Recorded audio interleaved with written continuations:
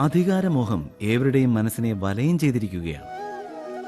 ഓരോ വ്യക്തിയും സ്വന്തം രാഷ്ട്രം നിർമ്മിക്കുന്നതിനു വേണ്ടി നിശ്ചയമായും പ്രയത്നിക്കുന്നതാണ്.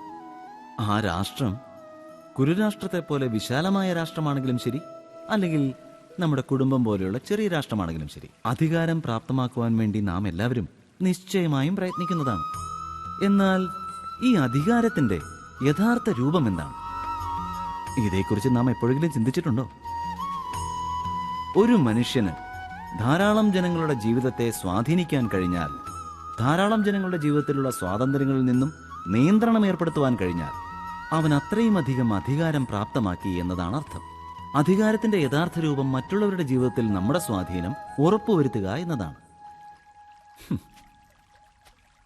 എന്നാൽ യഥാർത്ഥത്തിൽ സ്വാധീനമുണ്ടാകുന്നത് സ്നേഹം, ദയ, കരുണ, ഒപ്പം ധർമ്മം തുടങ്ങിയ മാർഗത്തിലൂടെയല്ലേ? മനുഷ്യർ അക്രമത്തിലൂടെയും അധർമ്മത്തിലൂടെയും അധികാരം പ്രാപ്തമാക്കുവാൻ പ്രയത്നിക്കുമ്പോഴെല്ലാം അതനുഭവിക്കുന്നവരുടെ മനസ്സിൽ ആ വ്യക്തികളോടുള്ള വിരോധവും പ്രതികാരവുമാണ് ജന്മമെടുക്കുന്നത്.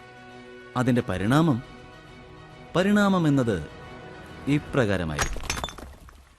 അതെ, കുറച്ചു കാലം അവർ സ്വയം ശക്തിശാലികളായും സ്വാധീനമുള്ളവരുമായും നിശ്ചയമായും അഹങ്കരിക്കുന്നതാണ്. എന്നാൽ ഇത് യഥാർത്ഥ അധികാരമാവുകയില്ല. ഈ കാരണം കൊണ്ട് തന്നെയാണ് ഭൃഗു, വസിഷ്ഠൻ തുടങ്ങിയ മഹർഷിമാരെല്ലാം ഇന്നും പൂജിക്കപ്പെടുന്നവരായിരിക്കുന്നത്. രാവണനെയും പിന്നെ ഹിരണ്യകശ്യപനെയൊന്നും ആരും പൂജിക്കുന്നില്ലല്ലോ.